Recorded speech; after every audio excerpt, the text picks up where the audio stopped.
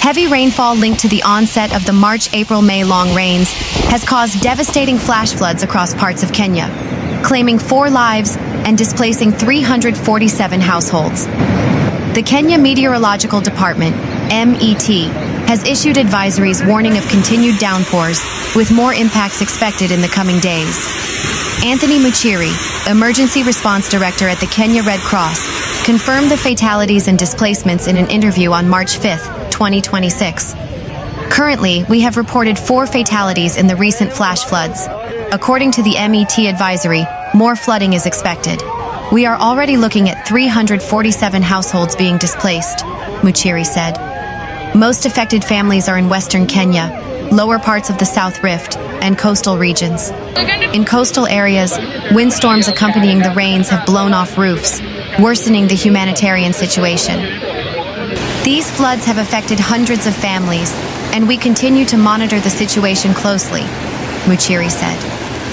Among those who lost their lives is Samuel Wangila, a veteran Kenya Red Cross volunteer, renowned for his expertise in search and rescue and aqua rescue operations.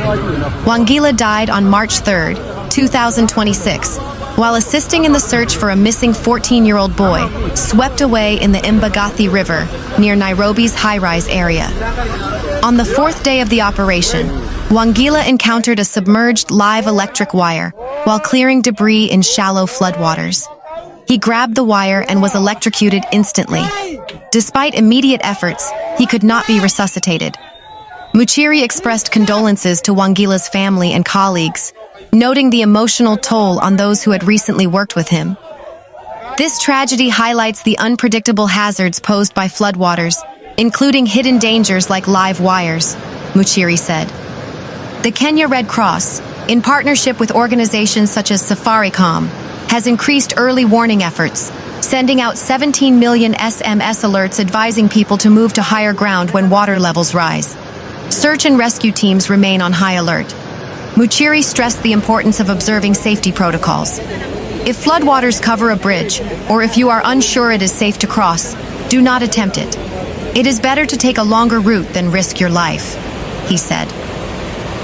Meanwhile, residents of Nairobi who work in the central business district and the downtown area want the city's drainage revamped once and for all.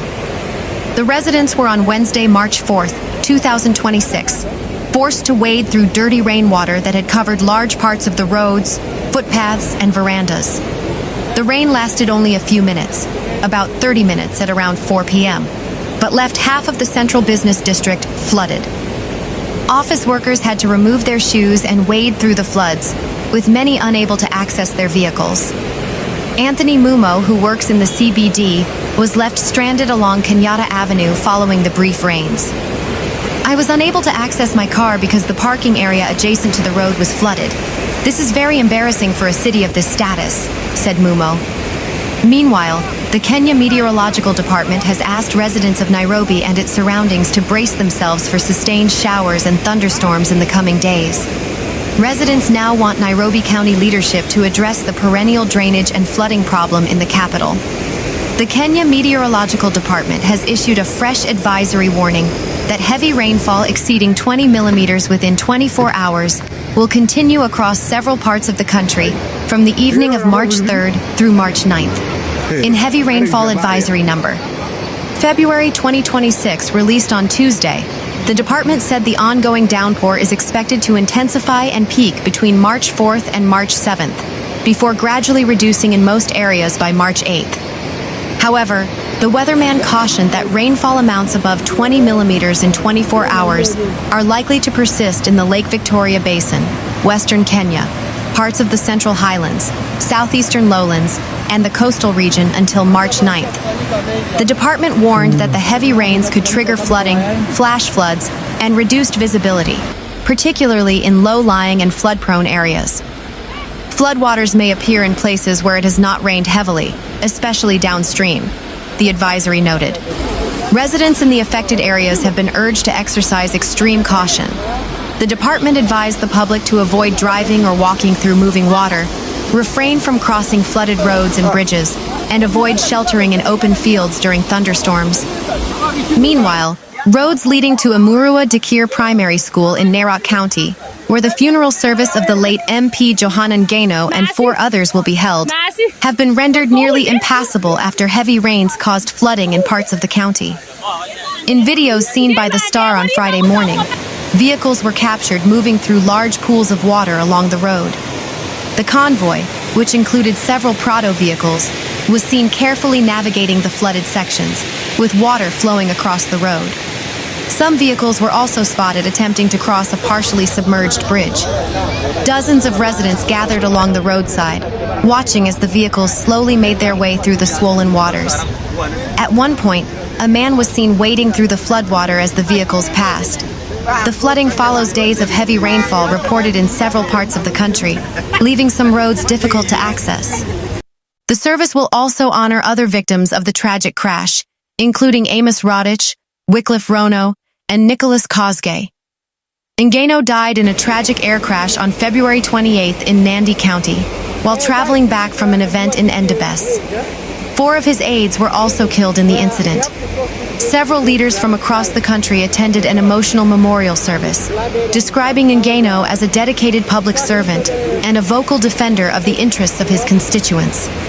Speakers at the ceremony recalled the MP as a grassroots mobilizer, whose leadership resonated strongly with residents of the South Rift. They also paid tribute to the 4 others who perished in the crash.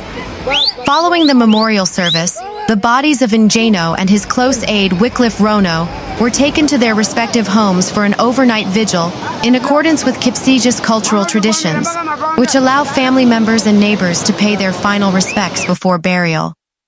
The bodies of the other 3 victims, Nick Koske, who served as the MP's cameraman, Amos Rotich of the Kenya Forest Service, and Robert Ketter, a teacher, were transferred to Kilgoris Referral Hospital mortuary.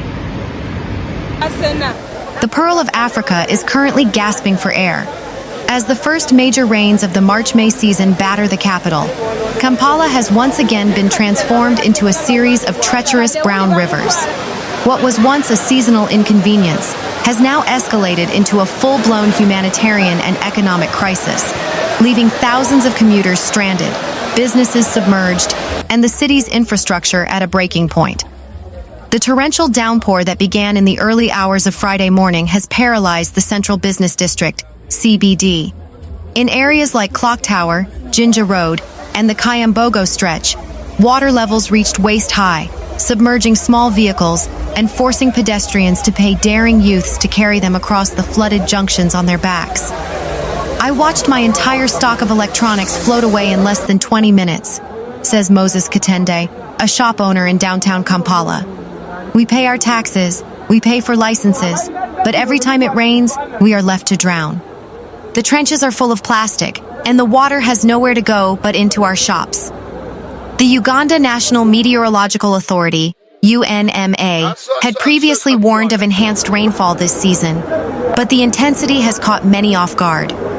Police have issued emergency travel advisories, urging motorists to avoid the northern bypass and the low-lying areas of Bwais and Kalerwe, which remain the epicenters of the flooding disaster. The current crisis is not merely a result of too much rain. It is the culmination of decades of systemic failures. Kampala was built on 7 hills, but its valleys, natural sponges that used to soak up rainwater, have been paved over. The Lubigi and Nakivubo wetlands, which once acted as the city's natural drainage system, are now occupied by factories, warehouses, and informal settlements. Despite various bans and Kavira, plastic bag campaigns, Kampala's drainage channels, including the primary Nakivubo channel, remain choked with PET bottles and polythene waste. This blockage reduces the capacity of the drainage system by more than 60%. The Kampala Capital City Authority, KCCA, has struggled to implement the Kampala Drainage Master Plan fully. While some progress was made with the construction of the Lubigi Channel, the sheer volume of runoff from the rapidly growing concrete jungle far outpaces the existing capacity. The financial toll is staggering. Economic analysts estimate that Kampala loses billions of shillings for every day of heavy rain due to lost man-hours, damaged goods, and vehicle repair costs. Beyond the economy, a health time bomb is ticking. In areas like Katwe and Kisenyi, pit latrines have overflowed, mixing fecal matter with floodwaters. This has triggered an immediate red alert from the Ministry of Health regarding potential outbreaks of cholera, typhoid, and a surge in malaria cases, as stagnant water provides perfect breeding grounds for mosquitoes. Government officials have called for calm, stating that emergency teams are on the ground to desilt major drains. "We are working around the clock to clear the hotspots," a KCCA spokesperson stated.